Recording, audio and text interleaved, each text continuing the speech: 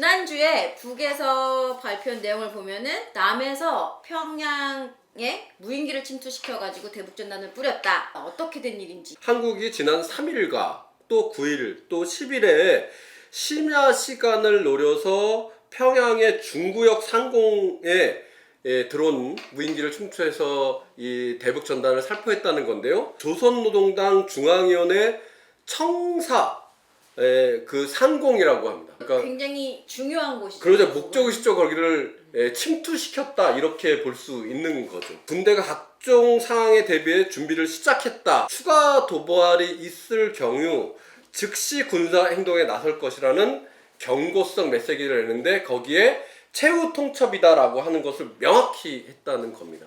최후 통첩까지 나왔으면 심각한 것 같은데 국방부에서는 이랬다 저랬다 왔다 갔다 했던 것 같은데 국방의 김영현 국방장관이 처음에는 뭐 그런 적이 없다 이런 식으로 얘기했습니다. 그런데 1시간 만에 입장을 바꿔서 확인해 줄 수 없다. 우리나라 군부가 했던 아니면 뭐 탈북단체가 했던 간에 남측이 한 것이다 라고 하는 것을 사실상 시인한 거다.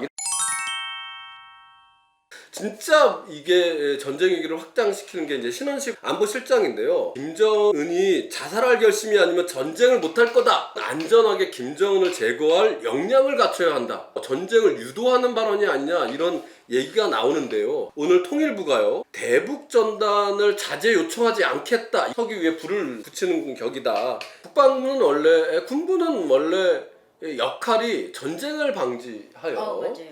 국민의 생명과 안전을 보장해야 되는데 그것이 아니라 사실상 전쟁을 유도하는 거 아니냐 이런 비판의 목소리가 확대되고 있다 이렇게 말씀드릴 수 있겠습니다. 서울도 그렇고 다른 지방도 그렇고 윤석열 지지도가 10%대로 다 떨어졌다고 해요. 그래서 이 위기를 타개하기 위해서 또 그런 거 아닌가. 그런 분석도 뭐 다수가 있는 상태고요. 윤석열 지지율이 지지난주보다 1% 떨어져서 전체적으로 24%로 내려갔고요. 서울의 지지도가 18%로 떨어졌습니다. 박근혜 시기의 말기 정도의 상황이다 이렇게 볼 수 있겠습니다. 그런데 더 심각한 거는 이게 이제 김건희의 국정농단 이게 결합되어 있어서 이게 당분간은 해결될 조짐이 보이지 않는 상태에서 이것의 반전 카드로 혹시 이 전쟁을 유도하는 것이 아니냐 이런 얘기가 지금 확대되고 있는 것입니다. 그럼 이거 이렇게 위험천만한 일을 누가 했을까요? 하나는 남측의 군부가 했다. 두 번째는 이제 남측의 대북 전단을 날리는 탈북단체가 했다. 아니면 한국 군부가 얘기했던 국방부가 얘기했던 것처럼 뭐 이제 북위의 소행이다라고 하는 건데 북의 상공이라고 하는 게 남쪽에서 서울에서 보면 한 160, 70, 80km까지 가고요. 그 다음에 북의 북경선의 DMZ 그까지 보더라도 적어도 150km 정도가 났거든요. 그럼 왕복하려면 적어도 한 300km를 날려야 됩니다.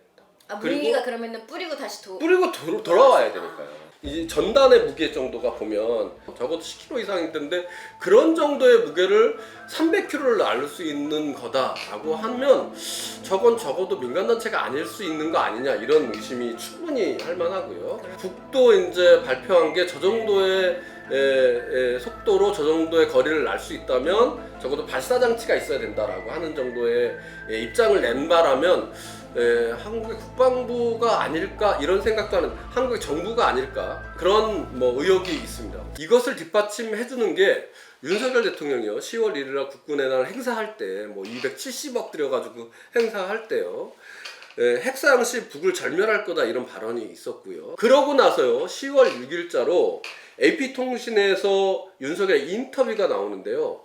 그 오물풍선 소위 말하는 오물풍선을 군사적 대응을 할 수 있다라고 윤석열이 얘기하거든요. 그런데 문제는 그 드론의 무인기에 의한 공격은 3일자였잖아요. 3일부터 시작한다고 국이 발표했잖아요. 그런데 이 인터뷰는 언제 한 거냐 구체적으로 밝히지 않았지만 10월 1일 전후하여 발표를 했다는 거예요. 가능하다. 계획할 수 있다. 남측의 정부 당국자의 소행일 가능성이 사실은 저는 더 무게를 싣고 있습니다.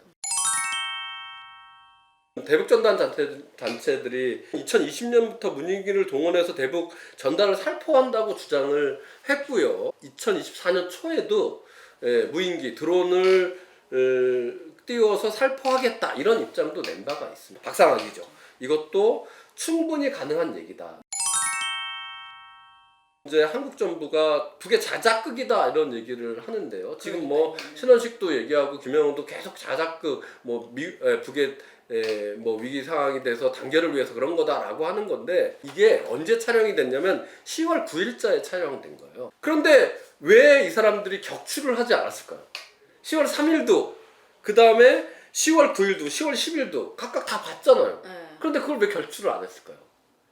저는 북은 그게 띄우고 돌아가는 것을 봤을 거라는 겁니다.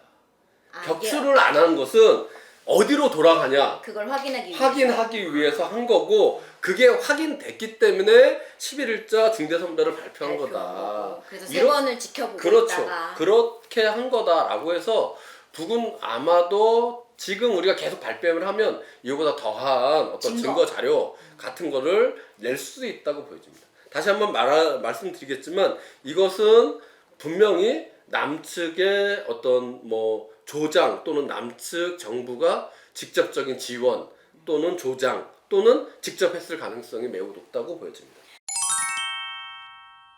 그러면은 아까 앞에서 국방부 장관이 모른다라고 했었잖아요. 예. 그럼 정말 국방부 장관을 모르는 상태에서 보냈을까요? 모르는 상태에서 했을 수 있고 뭐 정보기관이나 이런 데서 할 수도 있고 아니면 아는데 모른 척 할 수도 있어 이런 건데 이거는 좀 더 좀 지켜봐야 될 것 같습니다. 국제법, 국내법에 대한 위반 소지가 있다고 하는 것을 좀 살펴볼 필요가 있겠습니다. 네. 예. 알려주시죠. 예. 네. 한국안전법에 대한 위반이라는 건 사실은 이번 기관에서 국토부의 공식 입장이 나왔어요. 그러니까 무인기 또는 뭐 풍선을 포함하여 2kg 이상에 넘는 물질을 싣는 경우 이건 반드시 허가를 받아야 됩니다. 허가를 받지 않는 경우에는 500만 원 이상의 벌금을 처할 수 있습니다. 처벌을 해야 됩니다, 당연히. 그런데 이걸 하지 않았다는 게 직무위기에 해당되고요. 북으로 날아가면 그렇죠. DMZ 비무장지대를 넘어가잖아요. 그 맞습니다. 근데 비무장지대는 지금 유엔사랑 이건 유엔사는 가짜 유엔사긴 하지만 미국이 자기네 관할이다라고 하고 있어요. 맞습니다. 정전협정의 1조에 보면 적대 행위를 포함한 모든 군사적 행동을 즉각 중단해야 된다. 2조에 따르면 상대방의 영토를 침범하지 않도록 하는 것을 요구한다. 다 이거 정전협정 위반이에요. 기억나시지만 예전에 2018년 9.19 합의 있을 때 트럼프가 뭐라 그랬어요? 내 허가 없으면 우리의 승인 없이는 아무것도 할 수 없다. 그 승인이 뭐예요? 유엔사였어요. 사실상 미국이었다고요. 그게 바로 정전협정을 얘기하는 거거든요. 아니 이런 식으로 하려면 정전협정 관리를 하지 말아야죠. 그러면은 지금 이거 무인기 오늘 나간 것 오늘이 아니라 그 전에 날아간 것도 미국은 알고 있었다. 알고 있었다 또는 묵인. 또는 방조. 충분히 가능했겠죠. 이게 미국이 지금 우크라이나 그리고 이스라엘 이렇게 하고 있어요. 세 번째 전쟁을 또 일으킬까요? 저는 그래서 전쟁이 일어나지 않을 수도 있겠다라는 생각이 들긴 했어요. 이 미국은 세계의 전쟁을 감당할 수 없다라는 그런. 지난 8월 달에 나왔던 옥토버 서프라이즈라고 하는 10월 위기설에 첫 번째는 이제 우크라이나의 전쟁의 확장 문제 그리고 남쪽에서의 위기 상황이 발전할 수 있다. 10월이면 올 그렇죠. 지금이잖아요. 지금 민주당의 어떤 대선 뭐 승리 전략 이런 걸로 결합되어 있기 때문에 지금 특히 해리스가 지금 지지율이 계속 주저앉고 있는 상황이지 않습니까? 그래서 일시적인 국지적인 전쟁 도발 문제는 국지전이 될 수 없다는 겁니다. 남한에서는. 국지전이 될 수 없고 그 자체가 작은 불씨만이라도 들불을 완전히 뒤엎는 전면전이 될 것이기 때문에 전쟁 위기는 또 중동 지역과 저 우크라이나나 또 다른 상황으로 한 번 더의 위기가 더 심각하게 발전할 수 있다 이렇게 말씀드릴 수 있습니다. 전쟁이 저는 일어나면은 뭐 전쟁이 뭐 진행되는 것도 없이 그냥 끝 날 것 같다라는 그런 이제 두려움은 있어가지고 정말 지금 위기는 심각한 상황이죠. 심각합니다. 그래서 우리는 뭘 하면 될까요? 이게 되게 중요한 얘기인데요. 이제 사실은 정세에 비해서 우리의 태세 정도가 그만큼 높지 못합니다. 그래서 지금 상황이 50년 전쟁 이후에 가장 전쟁 이후가 심각한 상황이다라고 인식을 같이 하셔야 되고요. 무엇이라도 해야 된다라고 하는 이 방송을 듣는 분들은 적어도 그렇게, 그래서 1인 시위, 지역에서의 작은 기자회견 아니면 촛불 같은 것을 뭐 동시다발로 들어주셔야 된다고 생각합니다. 특히 이번 주 19일 토요일인데요. 19일 날은 뭐 금토 18, 19일겠죠. 각 지역 광역 시군에서 작은 촛불부터 그 다음에 선전 활동, 그 다음에 뭐 행진 같은 것을 뭐 진행해서 이번 주에 이 긴장을 어쨌든 더 높이지 않도록 하는 것을 하는 것이 매우 중요하겠다. 중앙 차원에서는 뭐 직무유기에 대한 고소고발 같은 것도 하고요.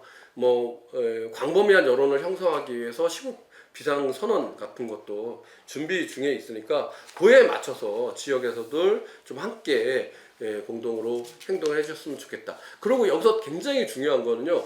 당장 대북전단 살포를 중단하라 라는 것 하고요. 전쟁을 조장하는 윤석열 규탄하라. 요 두 가지 구호가 지금 매우 중요한 상황이다. 이런 정도 말씀드릴 수 있겠습니다.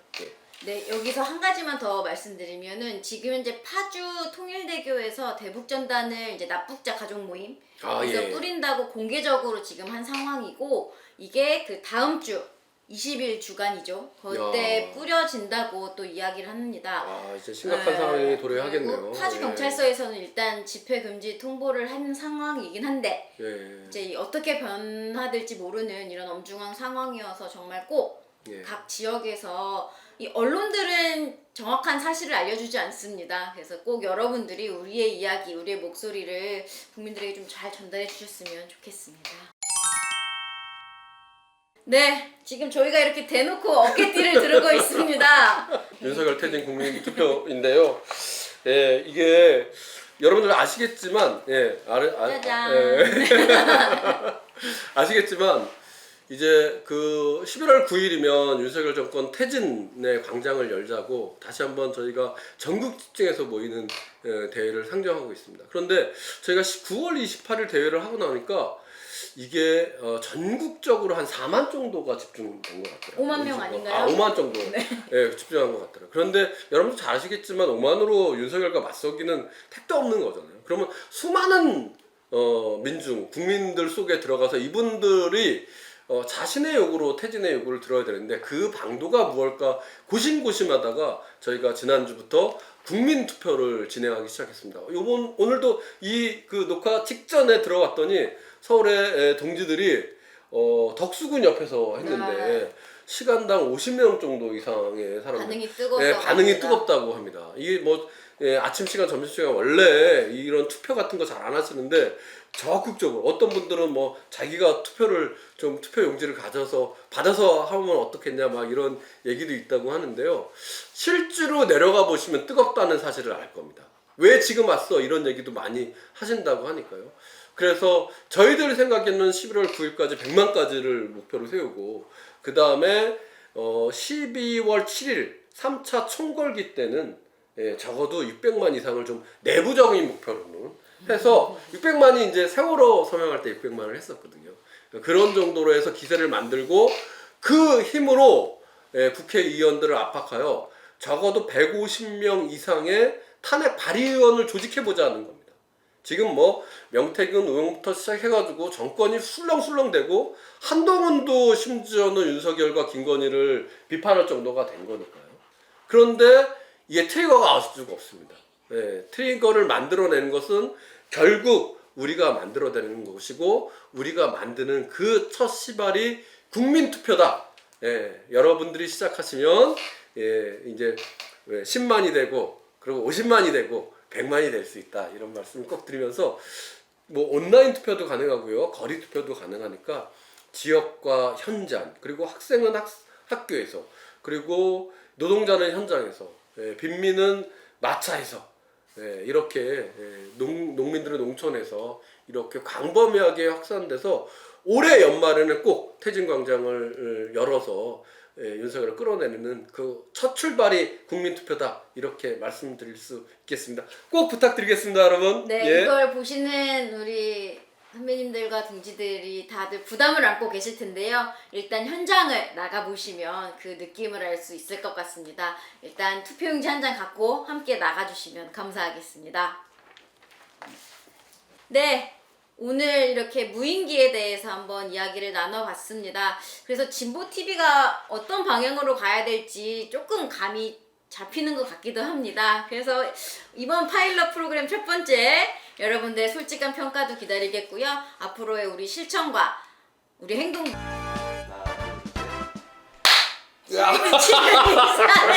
마무리하겠습니다. 감사합니다. 됐으면 해주세요. 네, 그럼 내가 10월 6일자 저 지금 알겠어요. 죄송해요.